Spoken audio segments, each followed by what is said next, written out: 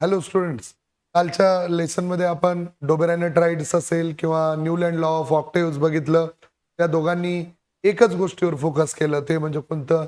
The properties of the element are related to their atomic masses. ते arrange the elements in an increasing order of their atomic masses and the similarity in three substance, similarity in three element or similarity in the eight element, triads आणि octaves आपण कालच्या session मध्ये बघितलेलं आहे. आता हे तिसरे सायंटिस्ट ज्यांनी पिरियोडिक टेबल बनवण्यासाठी महत्वाचं योगदान दिलं ते म्हणजे कोण आहेत आता? तर मेंडेलिव्हज पिरियोडिक टेबल आपल्याला बघायचं आहे. हा सगळ्यात महत्वाचा म्हणजे ज्यांचा पिरियोडिक टेबल पासूनच आपला मॉडर्न पिरियोडिक टेबल बनणार आहे. असे कोण आहेत मग आता? द रशियन सायंटिस्ट, त्यांचं नाव काय? मेंडेलिव्ह. कधी बनवलं यांनी पिरियोडिक टेबल बघा? 1869 टू 1872 मध्ये मेंडेलिव्हनी पिरियोडिक टेबल बनवला. मेंडेलिव्हचा हा पिरियोडिक टेबल बनत असताना नेमकं कोणत्या कोणत्या गोष्टीवर फोकस केलं आपल्याला चर्चा करायचं. काही पॉइंट मागचेच आहेत, हेच पहिला पॉइंट सेमच आहे. Mendeleev consider the fundamental property of the element is atomic mass. मग आपण आपलं सेंटेन्स लिहायचं कोणतं? Properties of the element are related to their atomic masses. Properties of the element are related to their atomic masses. दुसरं मग काय केलंय? त्यावेळेस न्यूलँड मध्ये 56 एलिमेंट होते, आता इथं 63 एलिमेंट झाले. त्यांनी काय केलं मग? इन्क्रीजिंग ऑर्डर मध्ये अरेंज केलं. मग काय सांगता येईल तुम्हाला? की arrange the 63 element known at that time in an increasing order of their atomic masses. मग आता सुरुवात केली सगळ्यात बघा रे, लाइटेस्ट एलिमेंट जसं हायड्रोजन असतंय, मग त्याच्यानंतर हेलियम असेल, लिथियम असेल. लिथियमचं ॲटॉमिक मास आहे 6.93. Beryllium, boron, carbon, nitrogen, oxygen, fluorine आणि सोडियम या सगळ्यांचं ॲटॉमिक मास इन्क्रीजिंग ऑर्डर मध्ये अरेंज केल्यासारखं तुम्हाला दिसतंय. पहा अजून काय एक्स्ट्रा फोकस केलं? हे तर पॉइंट कॉमनच आहेत. कोणते कॉमन आहेत? प्रत्येकदा properties of the element are related to their atomic masses and he arrange the elements in an increasing order of their atomic masses. डोबेरायनरनी 3 एलिमेंटचा ग्रुप करून त्याला ट्राइड असं नाव दिलं. न्यूलँडनी पहिल्या आणि 8व्या एलिमेंटच्या प्रॉपर्टी सेम असतात असं सांगितलं. मग इथं काय झालं नेमकं तर बघूया. की make a periodic table on the basis of extra काय घेतलं बघा? Physical and chemical properties. Periodic table त्यांनी बनवला कशाच्या बेसिसवर? फिजिकल आणि केमिकल प्रॉपर्टी. आता फिजिकल प्रॉपर्टी म्हणजे तो जे जे आपल्या डोळ्याला दिसतंय, तो कसा एलिमेंट कसा आहे, त्याचं कलर कोणता आहे, साईज कशी, हे सगळं जे डोळ्याला दिसतं आपल्याला. केमिकल प्रॉपर्टी म्हणलं तर त्याची व्हॅलन्सी काय, व्हॅलन्स इलेक्ट्रॉन काय, कोणासोबत रिॲक्शन होऊ शकते का नाही, हे सगळं कशामध्ये येते? Chemical properties. म्हणजे आपल्या लक्षात घेऊ यायला पाहिजे दोन गोष्टी वाढल्या इथं. ॲटॉमिक मास ही तर बेसिक फंडामेंटल प्रॉपर्टी होतीच होती, पण त्याच्यासोबत आले फिजिकल अँड केमिकल प्रॉपर्टीज. अजून एक्स्ट्रा काय केलं बघा त्यांनी? There were the molecular formula of hydrides. त्यांनी कशावर फोकस केला? हायड्राइड्स. बघा रे, हायड्राइड्स कसं? एखाद्या एलिमेंटची हायड्रोजन सोबत रिॲक्शन झाली का रे, जसं लिथियम आहे, लिथियम अटॅच झाला हायड्रोजन सोबत. सोडियम आहे, सोडियम अटॅच झालं हायड्रोजन सोबत, तर तयार होते हायड्राइड्स. ही कोणती प्रॉपर्टी म्हणूया? Chemical property. अजून काय तयार होते? ऑक्साइड्स. ऑक्साइड्स कसं तयार होते? तर एखादा एलिमेंट लिथियम किंवा सोडियम आहे, कोणासोबत जॉईंट झाले किंवा ऑक्सिजन सोबत रिॲक्शन झाली तर तयार होते ऑक्साइड. म्हणजे कोणासोबत रिॲक्शन होते हे सगळं कशामध्ये येतंय? Chemical property. अजून एक्स्ट्रा काय काय फोकस केलं त्यांनी? Melting point, boiling point, density, या सगळ्या कोणत्या प्रॉपर्टी आहेत? Physical property. बघा रे, मेंडेलिव्हनी जो पिरियोडिक टेबल बनवला त्याच्यामध्ये एक्स्ट्रा फोकस केलं physical and chemical properties of the element. Physical property म्हणलं तर मेल्टिंग पॉइंट, बॉइलिंग पॉइंट आणि डेन्सिटी. आणि केमिकल प्रॉपर्टीज म्हणलं तर ते एलिमेंट कोणासोबत? ऑक्सिजन सोबत रिॲक्ट झाले तर तयार होतात ऑक्साईड. ते एलिमेंट हायड्रोजन सोबत रिॲक्ट झाले तर तयार होतात हायड्राइड्स. म्हणजे काय काय गोष्टी एक्स्ट्रा आल्या? Physical and chemical property. Chemical property मध्ये सांगूया, they are oxides and hydrides. Oxides reaction with oxygen, hydrides reaction with hydrogen. आणि फिजिकल प्रॉपर्टी मध्ये melting point, boiling point and density. Periodic table ह्या काही एक्स्ट्रा गोष्टी आहेत. Revision करत राहा. हा व्हिडिओ 2 वेळा बघितलं तर तुम्हाला समजते पहा व्यवस्थित एकदम. ओके. तर आता बघूया की कोणताही एलिमेंट घ्या, जसं बेरिलियम असेल, मॅग्नेशियम असेल, यांची रिएक्शन कोणासोबत झाली? ऑक्सिजन सोबत. तर काय तयार झाले? ऑक्साइड्स तयार झाले. जसं बेरिलियम मॅग्नेशियम आहे, त्याची रिएक्शन कोणासोबत झाली? हायड्रोजन सोबत. काय तयार झाले? हायड्राइड्स तयार झाले. आणि मग लक्षात आलं कोणतं, की केमिकल आणि फिजिकल प्रॉपर्टीवर फोकस केल्यानंतर मेंडेलिव्हच्या लक्षात आलं की एलिमेंटच्या फिजिकल आणि केमिकल प्रॉपर्टी ह्या रिपीट होतात. म्हणजे जसं बेरिलियम ची रिएक्शन ऑक्सिजन सोबत होते, तर मॅग्नेशियमची रिएक्शन सुद्धा ऑक्सिजन सोबत होते. म्हणजे बेरिलियमचे ऑक्साईड तयार होऊ शकतं, बेरिलियम ऑक्साईड. तसंच मॅग्नेशियमचं सुद्धा मॅग्नेशियम ऑक्साईड तयार होऊ शकतं. त्याच्यानंतर हायड्राइड्समध्ये बेरिलियमचे हायड्राइड तयार होऊ शकतात, तर मॅग्नेशियमचे सुद्धा हायड्राइड तयार होऊ शकतात. म्हणजे बेरिलियम आणि मॅग्नेशियम, कोण? बेरिलियम आणि मॅग्नेशियम यांच्या ज्या केमिकल प्रॉपर्टी आहेत किंवा फिजिकल प्रॉपर्टी आहेत, केमिकल किंवा फिजिकल प्रॉपर्टी ऑलमोस्ट सेमच आहेत. म्हणजे काय सांगता येईल? Elements with the similar physical and chemical property repeat after a definite interval. ज्या ज्या एलिमेंटच्या chemical property, physical property same असतील ते रिपीट होत असतात. जसं बेरिलियम एक आहे, जशा बेरिलियमच्या फिजिकल अँड केमिकल प्रॉपर्टी आहेत. कोणत्या? Physical and chemical property. तर मॅग्नेशियमच्या पण फिजिकल आणि केमिकल प्रॉपर्टी कशा आहेत? सेम. म्हणजे same chemical property, same physical property असणारे एलिमेंट पिरियोडिक टेबलमध्ये खूप सारे असू शकतात. आणि त्याच्यावरच मेंडेलिव्हनी एक लॉ काढला, ज्याचं नाव आहे मेंडेलिव्हज पिरियोडिक लॉ. काय नाव आहे? Mendeleev's periodic law. काय आहे तो मग? Properties of the element are the periodic function of their atomic masses. Properties of the element are periodic. Periodic means repeat after a definite interval. Periodic function of their atomic masses. Property एलिमेंटच्या repeat होतात, पण basic fundamental property म्हणजे कोण आहे त्याचे? Atomic masses. परत एकदा म्हणूया, काय? Properties of the element are the periodic function of their atomic masses.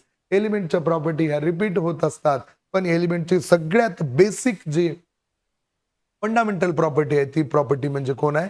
Atomic mass. कोणती प्रॉपर्टी आहे ती? Atomic mass. मग ह्या पिरियोडिक टेबलमध्ये काय नवीन बघितलं आपण? मागच्यापेक्षा याच्यामध्ये काय नवीन आहे की एलिमेंटच्या प्रॉपर्टी ह्या फिजिकल आणि केमिकल प्रॉपर्टीवर त्यांनी फोकस केलं. Physical property melting point, boiling points आणि डेन्सिटी. केमिकल प्रॉपर्टीमध्ये रिॲक्शन विथ ऑक्सिजन काय तयार होतील? ऑक्साइड्स. रिॲक्शन विथ हायड्रोजन काय तयार होतील? हायड्राइड्स. आणि ह्याच्या व्यतिरिक्त त्यांनी काय सांगितलं की properties of the element are the periodic function of their atomic masses. एलिमेंटच्या प्रॉपर्टी ह्या डेफिनेट इंटरवल एका सर्टन टाइम नंतर रिपीटच होत असतात. म्हणजे जसा बेरिलियम आहे त्याच्यासारखाच मॅग्नेशियम सुद्धा आहे.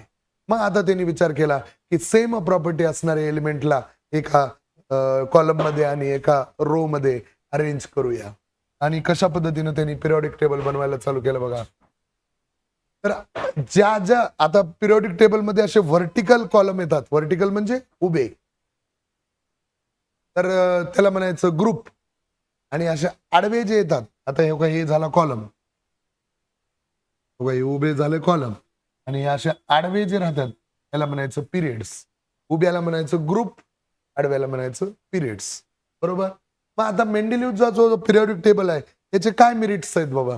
की पिरियोडिक टेबल आपण म्हणतो फिजिकल केमिकल प्रॉपर्टी याच्या त्यांनी लक्षात घेऊन तो पिरियोडिक टेबल बनवला. तो कसा परफेक्ट बनतो बघूया.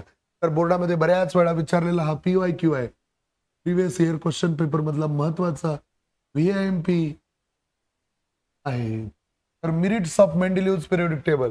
तर मेंडेलिव्हज पिरियोडिक टेबलने सांगितलं की properties of the element are the periodic function of their atomic masses.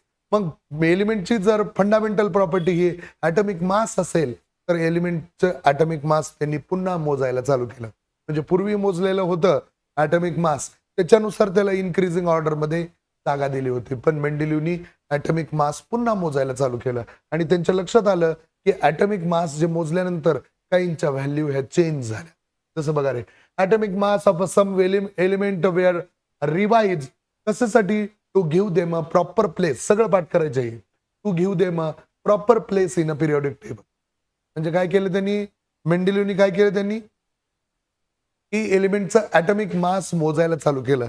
आणि एलिमेंटचा ॲटॉमिक मास अशा पद्धतीने मोजलं की काहींचं ॲटॉमिक मास पूर्वी वेगळंच होतं, नंतर वेगळंच आलं. मग वेगळं आल्यामुळे ती जागा बदलते, कारण आपण इन्क्रीजिंग ऑर्डरनी ते बसवलेले. जसं एखाद्या विद्यार्थ्यांना आपण स्टुडंटला बसवलं इन्क्रीजिंग ऑर्डरने. आता 10 कोणाला 10 पडले, कोणाला 12 पडले, एकाला 10 पडले, एकाला 12 पडले. पण एखादा विद्यार्थी आला आणि त्याचे मार्क्स समजा वाढले, तर त्याची जागा बदलणार आहे. समजा त्याचे 13 झाले, तर तो 12च्या पाठीमागे बसणार आहे. म्हणजे याचा अर्थ काय, की पिरियोडिक टेबलमध्ये प्रॉपर प्लेस देण्यासाठी त्यांनी काय केलं, ॲटॉमिक मास रिवाइज केलं. नका रे, पूर्वी जे बेरिलियमचं ॲटॉमिक मास होतं ते किती होतं? 14.09. दिसलं का बघा? Previously determined atomic mass of beryllium, कोणाही बेरिलियम किती होतं? 14.09. बेरिलियमचं 14.09 म्हणलं तर काही 9.4 11 इथं आली असती जागा. इथं आली असती जागा, बरोबर आहे, काही अडचण. पण नंतर बेरिलियमचे आपण ॲटॉमिक मास मोजलं आणि त्याची व्हॅल्यू आली करेक्ट. किती व्हॅल्यू आली? 9.4. Previously determined atomic mass of a beryllium was 14.09 and the correct value is 9.4. आता बेरिलियमची जागा पहिले कुठे होती? बोरॉनच्या नंतर होती. पण नवीन मास आल्यामुळं ते काय झालं? बोरॉनच्या अगोदर. ते काय झालं? बोरॉनच्या अगोदर आलं. दिसलेलं का बघा एकदा? तरी पण इथं मी सगळे नंबर लिहितो. 9.4 हे बेरिलियम, हे बोरॉन, हे कार्बन, हे 11. बघा आता, म्हणजे बेरिलियमची जी जागा होती, प्रिव्हियसली डिटरमाइंड मास बेरिलियमचं किती होतं? 14.09. मग हे 11च्या नंतर म्हणजे इथं आलं असतं. पण नंतर जी व्हॅल्यू आली ती किती आली? 9.4. त्याच्यामुळे ते कुठं आलं? ते बोरॉनच्या नंतर यायचं, तर बोरॉनच्या अगोदर आलं. त्याच्यामुळे पिरियोडिक टेबलमध्ये अजून ॲक्युरेसी वाढली. मग पहिला पॉईंट क्लिअर झाला. काय केलं? Atomic mass of some element were revise to give them a proper place in a periodic table.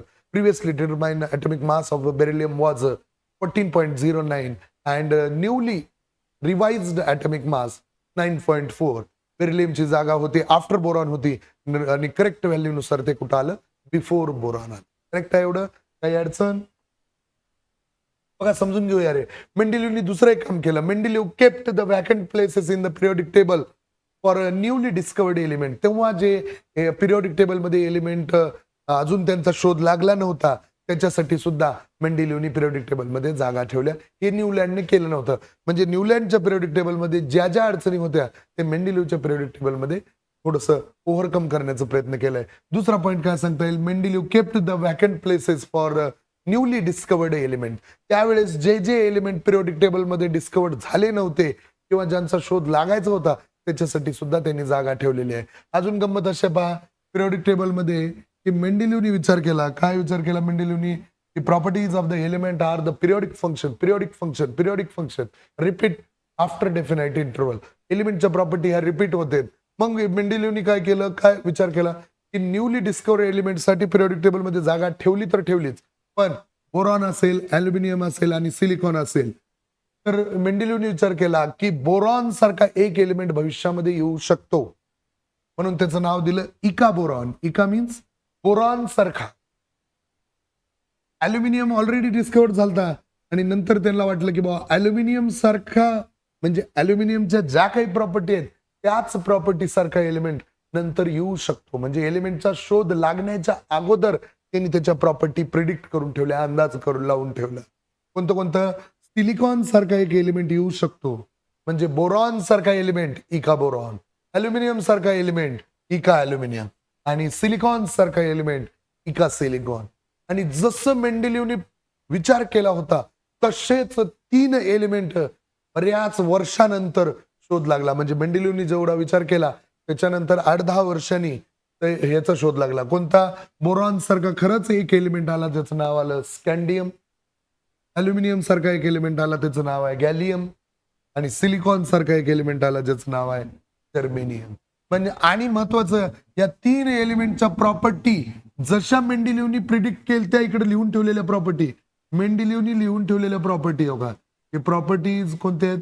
मेंडेलिव्हनी लिहून ठेवलेल्या. आणि या एलिमेंटच्या ज्या प्रॉपर्टी आहेत ते जशाला तसं मॅच झालं. म्हणजे बघा सायंटिस्ट उगं होत नाहीत, एलिमेंट येण्याच्या अगोदर त्यांनी एलिमेंटचं प्रॉपर्टी लिहून ठेवल्या. म्हणजे मुलगा होणार आहे का मुलगी होणार आहे माहित नाही, त्याचं फ्युचर त्यांनी सांगितलंय. बघा एवढं लोक टॅलेंटेड कसे होऊ शकतात. तर अभ्यास, त्यासाठी तुम्ही सुद्धा अभ्यास करत राहा. तुम्हाला सुद्धा उद्याचे सायंटिस्ट व्हायचे आहे. बघा समजून घ्या, एक बोरॉन सारखा एलिमेंट ज्याचं नाव आहे स्कॅन्डियम, अल्युमिनियम सारखा एक एलिमेंट आहे ज्याचं नाव आहे गॅलियम, सिलिकॉन सारखा एक एलिमेंट आहे ज्याचं नाव आहे जर्मेनियम. म्हणजे जसं मेंडेलिव्हनी प्रिडिक्ट केलं, दोन प्रॉपर्टी आपण बघितल्या. पहिलं बघितलं, atomic mass of some element was revise to give them a proper place in the periodic table. दुसरं आपण बघितलं, Mendeleev kept the vacant places for the newly discovered element. Mendeleev predicted properties of the some element like boron, eka boron, aluminium, eka aluminium, silicon, eka silicon. आणि नंतर जे तीन element discovered झाले, scandium, gallium आणि germanium, त्यांच्या property exactly match होत होत्या.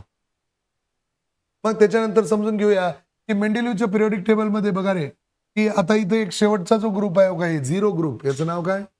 Zero group. याला झिरो ग्रुप का म्हणतात? कारण यांची व्हॅलन्सी झिरो येते. जसं हेलियम मध्ये एकच ऑर्बिट आहे, पहिल्या ऑर्बिटमध्ये 2 पैकी 2 इलेक्ट्रॉन आहेत. निऑन मध्ये पहिल्या ऑर्बिटमध्ये 2, दुसऱ्या ऑर्बिटमध्ये 8. ऑर्गॉन मध्ये 2,8,8,8. म्हणजे ज्याच्या लास्ट ऑर्बिटमध्ये ऑक्टेट कम्प्लीट आहे किंवा डुप्लेट कम्प्लीट आहे, म्हणजे जे रिॲक्शन मध्ये पार्टिसिपेट करत नाहीत अशांना म्हणायचं नोबेल गॅस, किंवा त्याचं नाव आहे झिरो ग्रुप. व्हॅलन्सी झिरो असल्यामुळं त्याला नाव काय दिलंय? Zero group. मग आता मेंडेलिव्हचं पिरियोडिक टेबल पहिले इथपर्यंतच होता, एवढाच पिरियोडिक टेबल होता, इकडंच पिरियोडिक टेबल होता. मग मेंडेलिव्हनी जो पिरियोडिक टेबल बनवला त्याच्यानंतर बऱ्याच वर्षांनी हे झिरो ग्रुप शोधून काढले आणि मेंडेलिव्हच्या पिरियोडिक टेबलला न डिस्टर्ब करता इकडे एक मेंडेलिव्हनी ग्रुप तयार केला असा मस्त, आणि ज्याच्यामध्ये हे झिरो ग्रुप बरोबर फिट झाले. त्याची व्हॅलन्सी काय आहे? झिरो आहे. असं बरोबर तिथं फिट झाले. आलं का लक्षात? बघा समजते. मग इथं हेलियम बघा, हे निऑन, हे हेलियम, हे आर्गॉन, क्रिप्टॉन. आता जो मॉडर्न पिरियोडिक टेबल आहे त्याच्यामध्ये सुद्धा helium, neon, argon, krypton, radon, xenon हे असा झिरो ग्रुप आहे जो मेंडेलिव्हनी तयार केलेला पिरियोडिक टेबल मध्ये. अलग लक्षात? बघा हे झाले मिरिट्स. आता डीमेरिट्स सुद्धा तुम्हाला क्वेश्चन विचारला जाऊ शकतो कोर्टामध्ये. बऱ्याच वेळा हे असे क्वेश्चन याच्यावर पडायला लागले, मेरिट्स आणि demerits.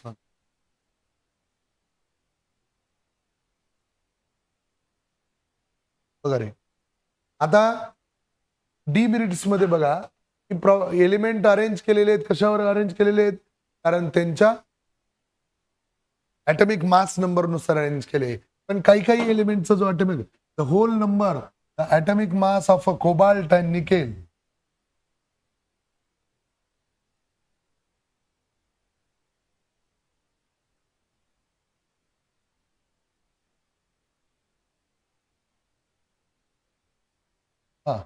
the whole number atomic mass of a cobalt and nickel was the same. का रे, कोबाल्टचा ॲटॉमिक मास बघा, कोबाल्टचा ॲटॉमिक मास आहे 58.9 आणि निकेलचा आहे 58.7. मग आता कोबाल्टचं 58 पकडा, पॉईंट त्या सोडून, त्यावेळेस सकाळ आहे 1800चा, त्यावेळेस एवढी प्रिसाईज व्हॅल्यू मिळत नव्हते. बघा रे, कोबाल्टचं 58 आणि निकेलचं पण 58. पण नेमकं कोबाल्ट आणि निकेलची जागा एकाच बॉक्समध्ये झाली. मग there was a ambiguity, there was a confusion regarding to their sequence in a periodic table. म्हणजे काय सांगता येईल? Whole number atomic mass of a cobalt and nickel was a same.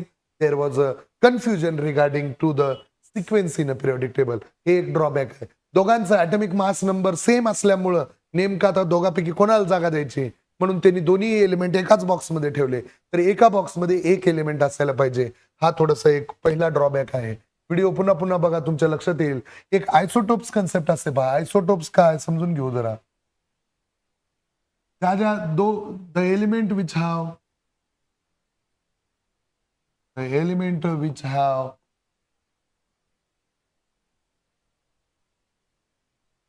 same atomic number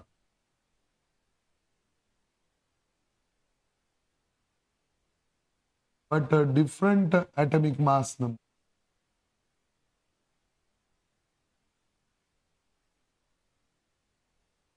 ज्या ज्या एलिमेंटचा atomic number same आहे पण atomic mass number वेगवेगळा आहे अशांना म्हणतो आपण आयसोटोप्स. काय म्हणतो अशांना?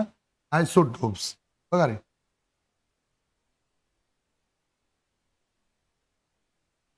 आता हे आयसोटोप्सचे एक्झाम्पल आपण घेऊ. जसं carbon C12, C13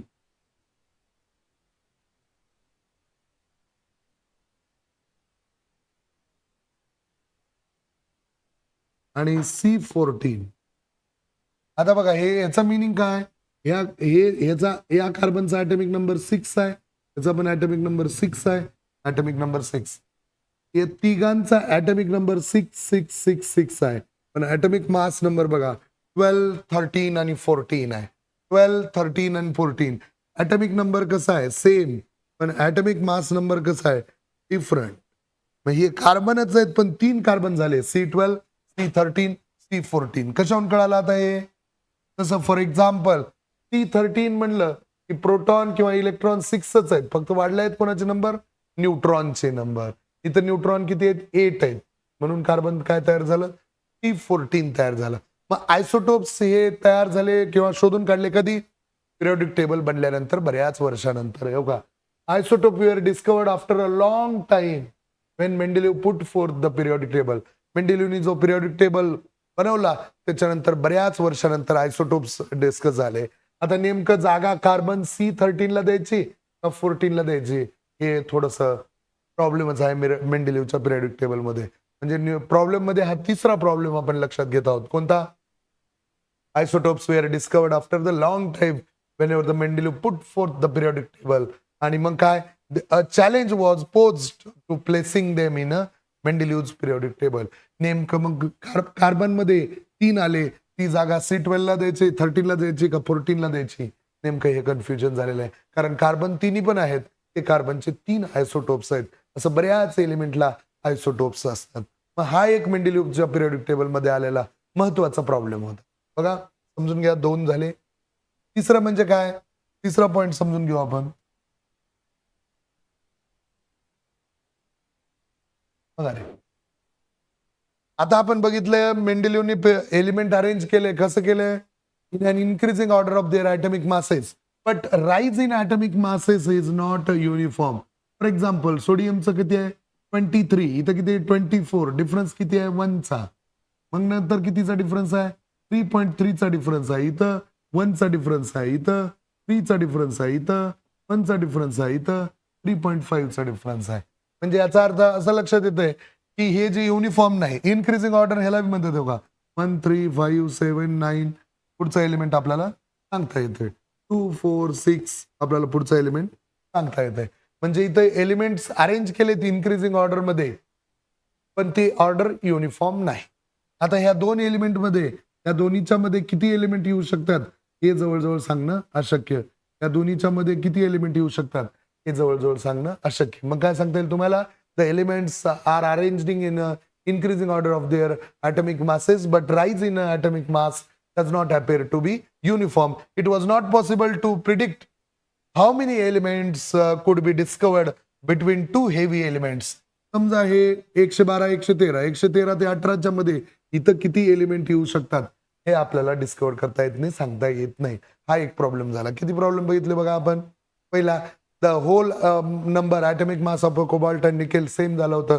there was a confusion regarding to their sequence. दुसरं आपण बघितलं, कोणतं बघितलं? दुसरं टेबल नको हे, दुसरं लक्षात घ्या. हे कोणतं? Isotopes were discovered after the long time. आणि मग तिथं सुद्धा चॅलेंज आहे की आयसोटोप्सला जागा कुठं द्यायची. आणि आता बघितलेला आपण तिसरा बघितला, elements are arranged in increasing order of their atomic masses, but increasing order मध्ये युनिफॉर्म नसल्यामुळं 2 हेवी एलिमेंटच्या मध्ये किती एलिमेंट डिस्कवर्ड होऊ शकतात हे सांगणं जवळजवळ अशक्य. आणि शेवटचं म्हणजे हायड्रोजन जे आहे बघा रे, हायड्रोजनचा जो मॉलिक्युलर फॉर्म्युला क्लोरीन सोबत मॅच होतोय. हायड्रोजनचा मॉलिक्युलर फॉर्म्युला कोणासोबत मॅच होतोय? क्लोरीन सोबत. आता हायड्रोजनच्या काही प्रॉपर्टी बघा रे, हायड्रोजन कोणासोबत रिॲक्ट करू शकते? सोडियम सोबत. आणि क्लोरीन सुद्धा कोणासोबत रिॲक्ट करू शकते? सोडियम सोबत. मग हायड्रोजन हे सिमिलॅरिटी दाखवते क्लोरीन ग्रुप, त्याला म्हणतात हॅलोजन्स. जसं chlorine, halogen. Chlorine, bromine, iodine आहे का? एक ग्रुपला म्हणायचं हॅलोजन. म्हणजे हॅलोजनच्या प्रॉपर्टी सगळ्या कोणासोबत मॅच होतात? हॅलोजन सोबत. आता बघा हायड्रोजन कोणासोबत रिएक्ट होते अजून इथं? कार्बन सोबत. पण क्लोरीन सुद्धा कोणासोबत रिएक्ट होत आहे? कार्बन सोबत. म्हणजे काही प्रॉपर्टी मेटल सोबत मॅच होतात, काही प्रॉपर्टी नॉन मेटल सोबत मॅच होतात. पहिल्या जे कॉलम मध्ये आपण दिले ते अर्थ मेटल म्हणतो. पहिले जी जागा दिली आहे हायड्रोजनला पहिल्या ब्लॉकमध्ये ते मेटल आहेत आणि ह्याच्या प्रॉपर्टी आता मॉडर्न पिरियडिक टेबल मधला ग्रुप नंबर 17 त्याला आपण हॅलोजन म्हणतो. म्हणजे मेटल सोबत पण मॅच होते आणि नॉन मेटल सोबत पण मॅच होते. पण नेमकं याची जागा नॉन मेटल मध्ये द्यायचं का मेटल मध्ये? आजही तो मॉडर्न पिरियडिक टेबल मध्ये कन्फ्युजन आहे. ते हायड्रोजनच्या प्रॉपर्टी ग्रुप नंबर 1 सोबत मॅच होते, ग्रुप नंबर 17 सोबत मॅच होते. मग नेमकं ग्रुप नंबर 1 मध्ये जागा द्यायचं का ग्रुप नंबर 17 मध्ये द्यायचं? पण तरी सुद्धा आपण ग्रुप नंबर 1 मध्ये जागा दिली आहे, कारण तो सगळ्यात लाईटेस्ट एलिमेंट असल्यामुळं सुरुवातीला येत होतो. ओके, या पद्धतीने समजून घेऊ. ओके, हेच बघितलं आपण मेंडेलिव्ह पिरियोडिक टेबलचे मेरिट्स बघितले, डिमेरिट्स बघितले. सगळ्यात महत्वाचं हे मेंडेलिव्हचं पिरियोडिक टेबलच आहे पहा. ओके, मग आता इथं अजून थोडं डिटेलमध्ये सांगितलं बघा. Hydrogen shows the similarity with the group number 1 आहे त्याला काय म्हणायचं? Alkali metal. आणि हायड्रोजन अजून कोणासोबत सिमिलॅरिटी दाखवते? हॅलोजन सोबत. म्हणून नेमका हायड्रोजनची जागा हॅलोजन ग्रुपमध्ये द्यायचं का अल्कली मेटल? ग्रुप नंबर 1 ला काय म्हणतात? Alkali metal. मग हायड्रोजनची जागा नंबर 1 मध्ये द्यायचं का नंबर 7 मेंडेलिव्हच्या आणि मॉडर्न पिरियोडिक टेबल मध्ये नंबर 17 मध्ये द्यायचं? हे महत्वाचा प्रॉब्लेम. आजही तो मॉडर्न पिरियोडिक टेबल मध्ये प्रॉब्लेम सॉल्व्ह झालेला नाही. तो मेंडेलिव्हला सॉल्व्ह झाला नाही किंवा आपल्या बऱ्याच सायंटिस्टला सुद्धा सॉल्व्ह झालेलं नाही. आजही ते दुःख आहे की नेमका हायड्रोजनची जागा कुठं द्यायचं. Okay, easy. मग तुम्ही हे समजून घेतलात. रिव्हिजन करत राहा. रोजच्या रोज एक्झाम आपण देत आहोत. आपण ऑनलाईन मध्ये रोज जे एक्झाम देत आहोत त्याच्यामध्ये बरेचसे विद्यार्थी एक्झाम देणार गेलेत, तर ऑनलाईन एक्झामला जॉईन होऊन संध्याकाळी करेक्ट 9 वाजता एक्झाम द्यायचं. त्यानंतर रिझल्ट मिळतो, सोल्युशन मिळतं, ते बघायचं आणि ते व्हॉट्सअपवरती आम्हाला चर्चा करायची. Okay, thank you.